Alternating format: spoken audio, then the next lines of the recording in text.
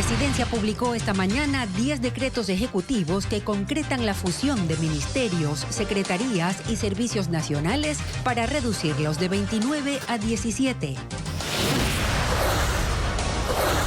La misión de observadores internacionales dejó Ecuador con advertencias para el gobierno que se suman a otras críticas internacionales sobre el ataque a la independencia de la justicia.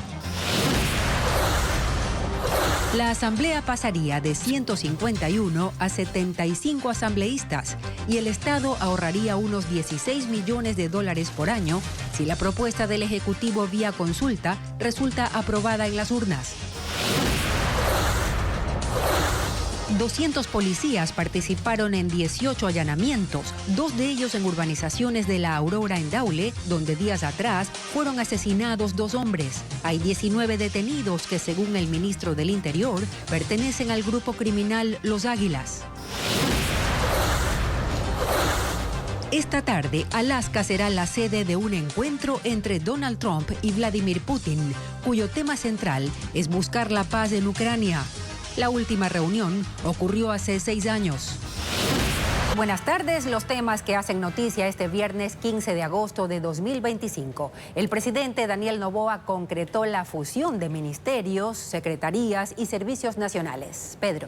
¿Qué tal, Marisabel? Amigos, buenas tardes a todos. Con esta reestructuración, el gobierno busca optimizar recursos y mejorar la eficiencia del aparato estatal.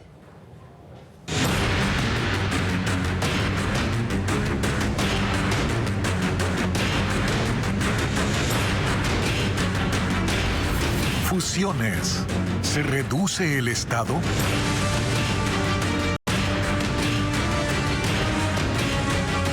Entre anoche y esta mañana, la presidencia publicó 10 decretos que concretan estos cambios. La medida es parte de la anunciada reorganización y reducción del Estado, que también derivó en 4.600 despidos hasta el momento. Diego Cuenca explica cómo quedan las instituciones públicas.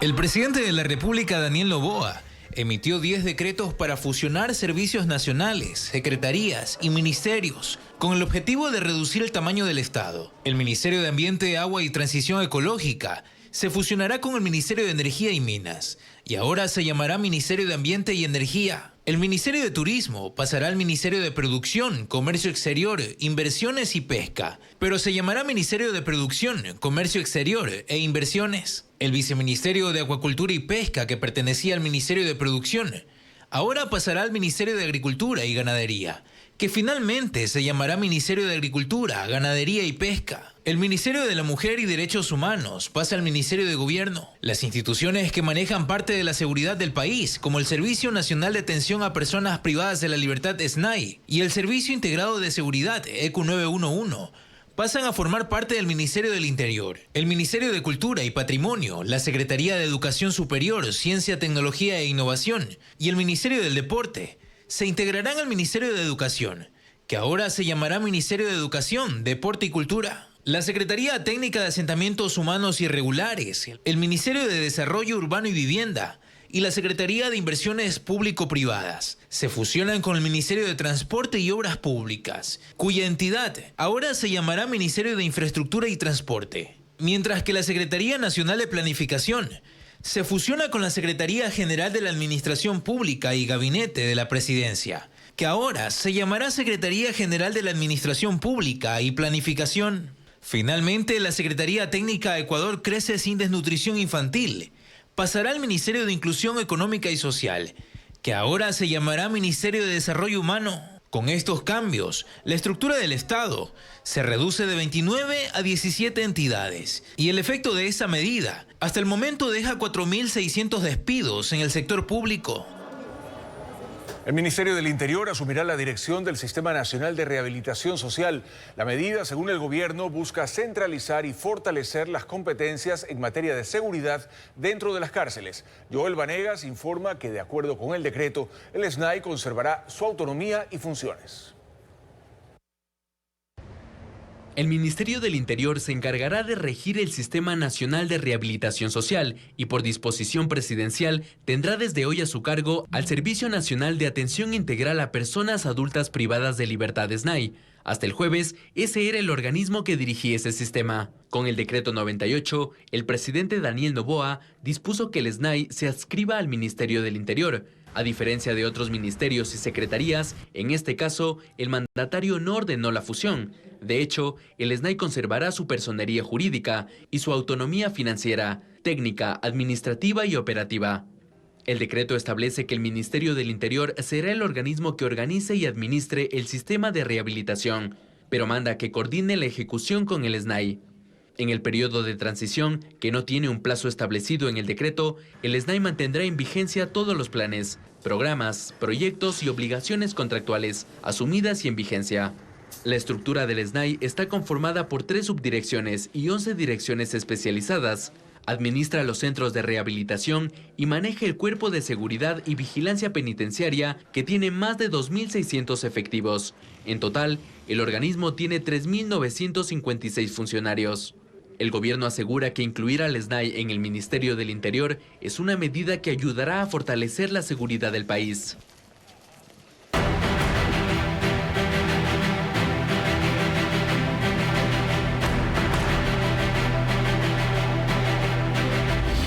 Consulta. 5 preguntas a trámite.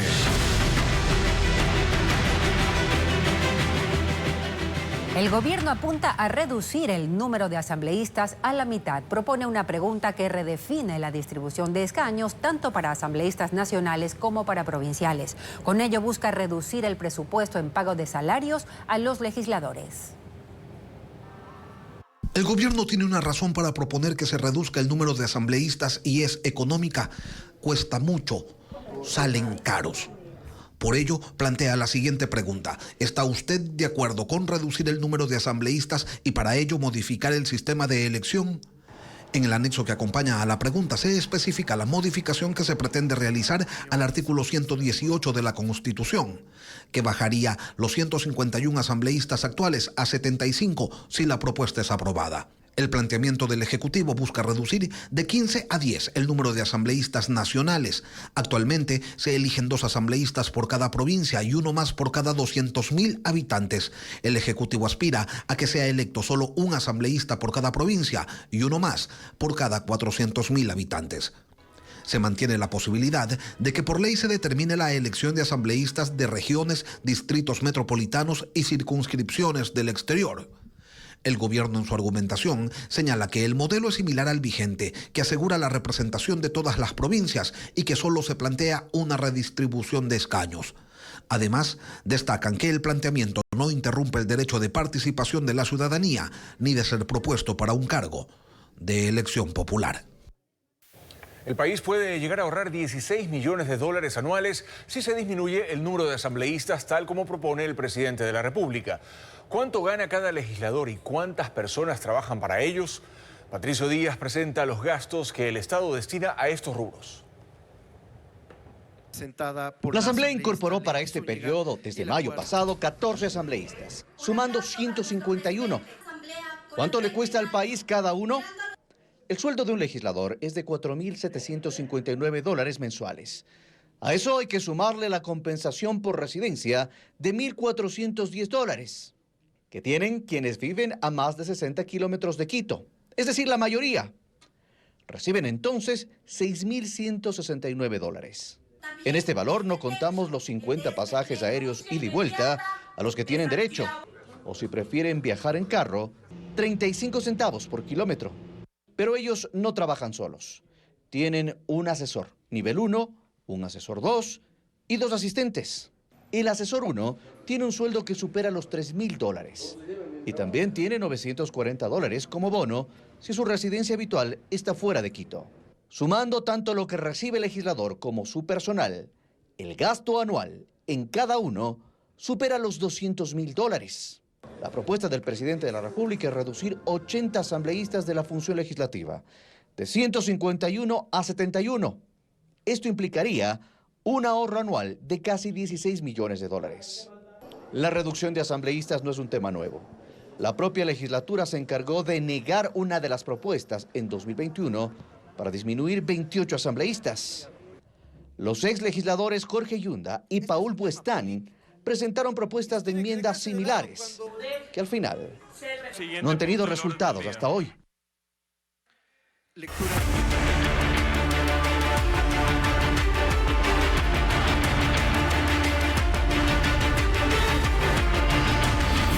Trump, Putin, cara a cara en Alaska.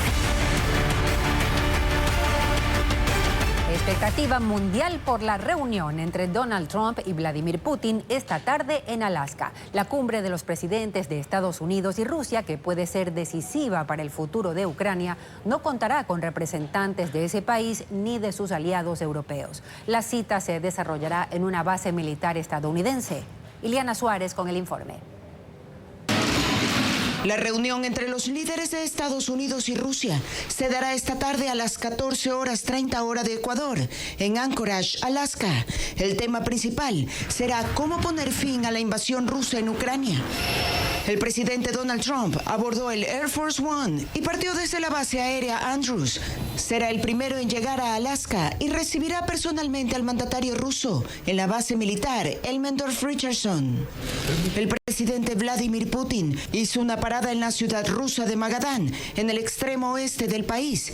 Visitó fábricas, escuelas y depositó flores en un monumento conmemorativo de la cooperación entre Estados Unidos y la Unión Soviética en la Segunda Guerra Mundial, antes de continuar su viaje a Alaska. En una carretera cercana al aeropuerto de Anchorage, un grupo de manifestantes protestó por la ausencia de Ucrania en la cumbre, aunque desde el principio esta fue pensada solo como un encuentro bilateral.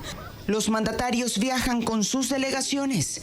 Se prevé que primero haya un encuentro cara a cara entre Putin y Trump para retomar las relaciones bilaterales. Y será su primera reunión especial desde que Trump regresó a la Casa Blanca en enero. Posteriormente se les unirán los equipos diplomáticos y los negociadores. No está claro en qué consisten las propuestas que presentarán ambos países para poner fin a las hostilidades, pero durante el vuelo, Trump dijo que la posibilidad de ceder territorios a Rusia será decisión únicamente de Ucrania. Trump ha sugerido que si esta cumbre tiene éxito, se realizará una segunda reunión que incluya al presidente Volodymyr Zelensky y advirtió de severas consecuencias si Putin se niega a llegar a un acuerdo.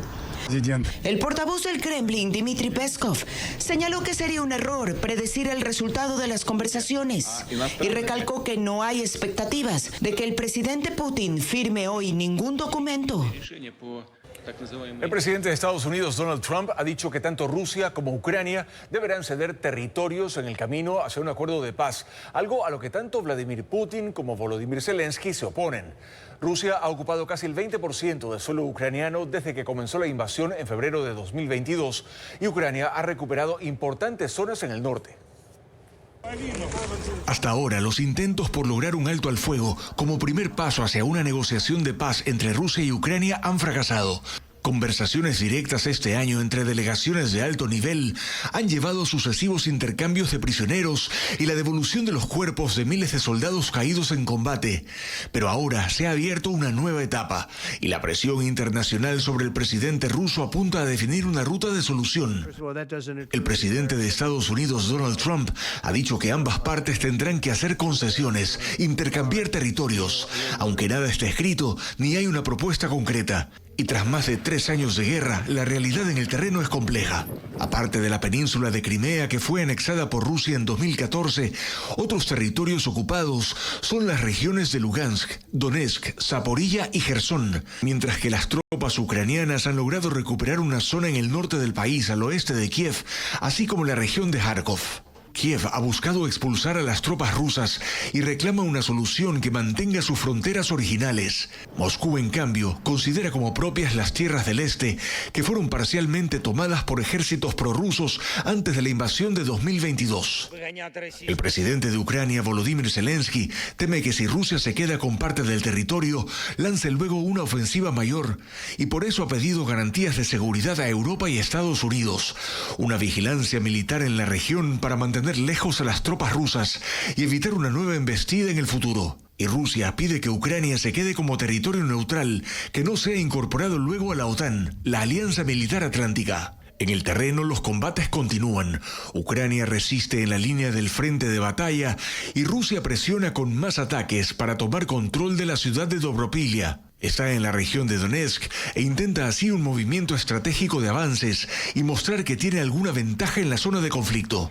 Este jueves miles de personas llenaron los cangrejales de Guayaquil en la noche previa al inicio de la veda. Los locales atendieron hasta la madrugada y vendieron más del doble de lo habitual, como lo informa Luis Alfredo Zúñiga.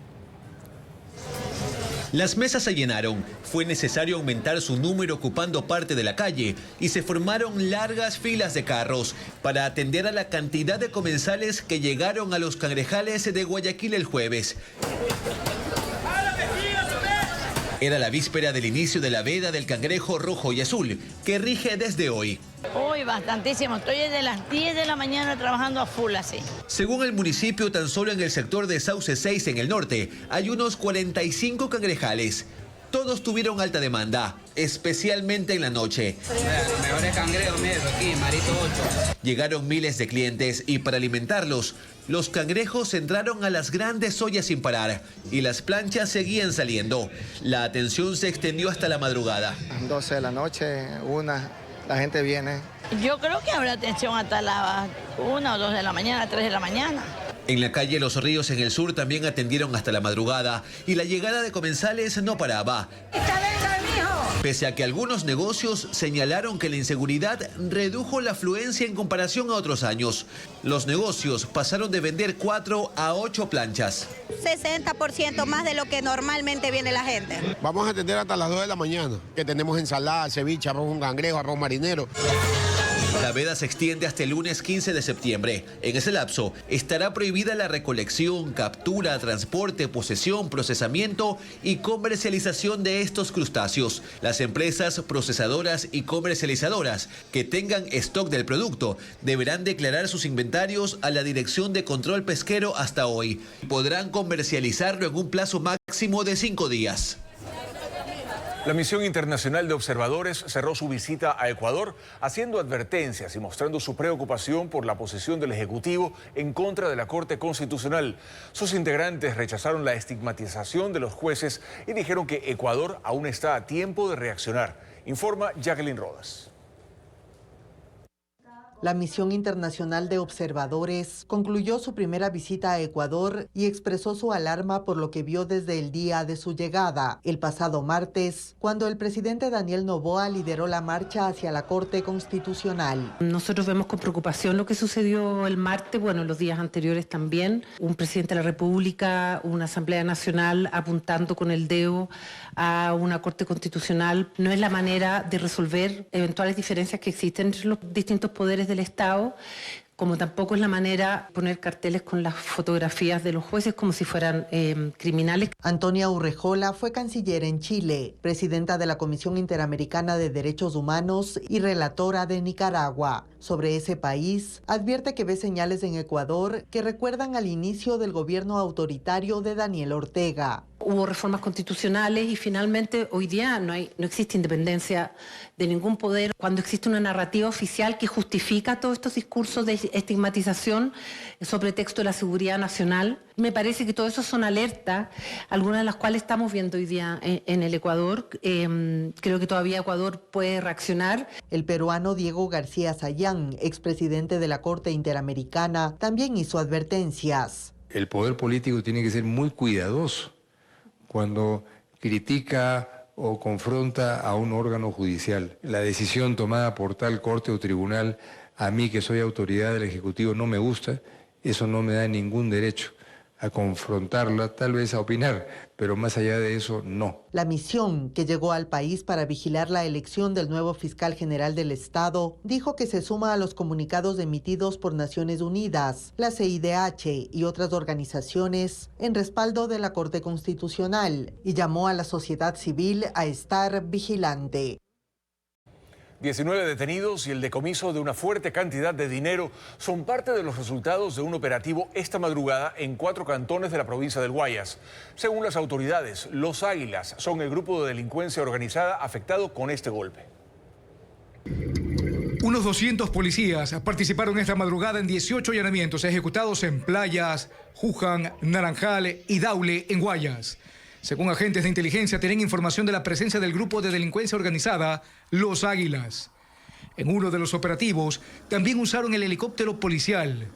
Entre las casas allanadas están 4 de la urbanización Málaga 2, en Daule, donde el pasado sábado fueron asesinados 2 residentes, como quedó grabado por una cámara de vigilancia. El ministro del Interior, John Reinberg, confirmó que esa misma casa fue intervenida en marzo durante una investigación por narcotráfico. Está vinculado en delitos de sicariato, robo de vehículos, extorsión. Sabemos que están luchando entre ellos, sabemos que están buscando golpear, sabemos que están tratando de golpear hoy a esta estructura debilitada de los choneros. En esta vivienda de la urbanización Santa María de Casagrande, los agentes encontraron una maleta llena con dinero que hasta el cierre de este reporte aún era contado por los agentes. En total hubo 19 detenidos, entre ellos una policía en servicio activo y su esposo, quien según Reinberg fue detenido anteriormente por narcotráfico y semanas atrás salió en libertad gracias a un fallo judicial con otras 19 personas. Ellos no temen, me refiero a ellos, aquellos jueces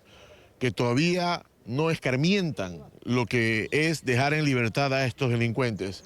No hace seguimiento, vamos a denunciarlos. La policía decomisó 11 armas de fuego, municiones, droga, uniformes, celulares y vehículos. El Cártel de los Soles, declarado ayer grupo terrorista en Ecuador, no ha registrado acciones criminales en el país. Sin embargo, el ministro John Reinberg adelantó que en las próximas horas revelará los vínculos y las razones por las cuales esta organización representa una amenaza. En Ecuador no hay evidencia de las operaciones del Cartel de los Soles, considerado desde ayer por el gobierno de Daniel Noboa como un grupo terrorista. El decreto ejecutivo 93 recoge en los antecedentes un informe técnico del Centro Nacional de Inteligencia que, según el gobierno, ha puesto en conocimiento la incidencia de la estructura del crimen organizado transnacional Cartel de los Soles en el Ecuador, constituyéndose en amenaza para la población, dice el decreto. El Cartel de los Soles, según organizaciones como Inside Crime, la integran grupos dentro del Ejército de Venezuela implicados en una amplia gama de actividades criminales, incluyendo el contrabando de gasolina, la minería ilegal, esquemas de corrupción y narcotráfico. El gobierno de Estados Unidos acusa a Nicolás Maduro, Diosdado Cabello y otras élites políticas venezolanas de liderarlo. ¿Pero qué hacen en Ecuador según el gobierno? Se sabrá pronto, dijo este viernes el ministro John Reinberg. Es un tema que está en investigación, es un tema que en su momento podremos comentarlo. Hoy día tenemos una reunión, tenemos el COSEPE, que es la reunión de seguridad nacional con el señor presidente, donde vamos a tratar muchos temas fundamentales, entre esos el que usted menciona, así que yo estas declaraciones podría dárselas más adelante. El ex jefe de inteligencia, Mario Pazmiño, en cambio, dice que hasta hoy se desconoce que ese grupo tenga acciones o nexos en el país, que opera desde Colombia y Venezuela por sus propias rutas de narcotráfico en el Atlántico y que nada se sabe de ellos por acá. No existe al momento ninguna evidencia documental o evidencia tácita de que el Cartel de los Soles esté operando directamente en Ecuador. Por lo pronto, dice Pazmiño, la decisión de Ecuador apunta a alinearse políticamente a las intenciones de Estados Unidos en el combate a estructuras del narcotráfico en Venezuela. Hay que recordar que Ecuador desde el 24 de abril del 2024 rompió relaciones diplomáticas con ese país y nunca reconoció al gobierno de Maduro después de las cuestionadas elecciones. El gobierno ecuatoriano ha pedido al Centro Nacional de Inteligencia analizar las posibles relaciones con las bandas criminales en Ecuador, también catalogadas como terroristas.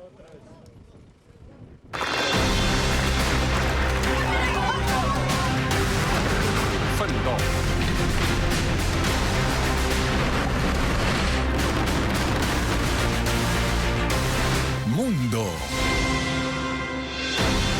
Argentina reporta 100 muertes por el uso de fentanilo contaminado y señala al laboratorio local HLB Pharma como responsable.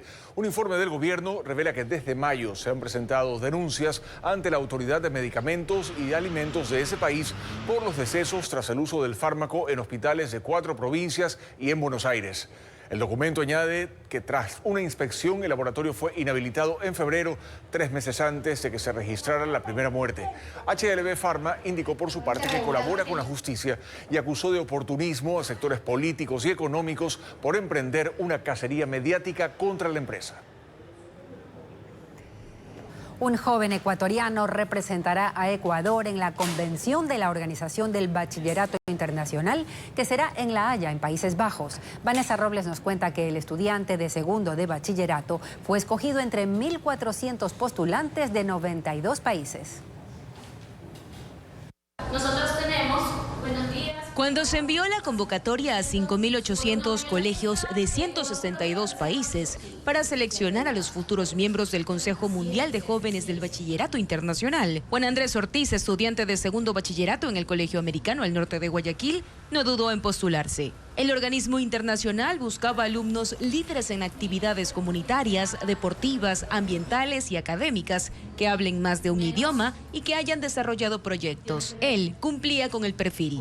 Fue un proceso complejo debido a que se tuvieron que generar varios ensayos y videos en diferentes etapas del proceso de selección, al ser tan competitivo por la cantidad de personas. Juan Andrés, de 16 años y el mayor de 3 hermanos, da clases de inglés a niños de escasos recursos los fines de semana. También obtuvo el primer lugar en batallas de robótica, torneos de soccer y ajedrez. Esto y más logros lo convirtieron en el único representante de Ecuador entre los 12 jóvenes escogidos esta semana de 1.400 aspirantes, de países como Estados Unidos, México, Perú, Suiza, Emiratos Unidos, Japón, entre otros, llenando de orgullo no solo al colegio, sino también a sus padres. Él va a poder aportar para que las futuras generaciones puedan tener los inputs de todo este programa. Según Wimpler León, coordinador del Bachillerato Internacional en el Colegio Americano, este consejo de estudiantes implica una oportunidad de adaptar el modelo de educación de un plantel ecuatoriano a una metodología global. Los estudiantes de un programa del Bachillerato Internacional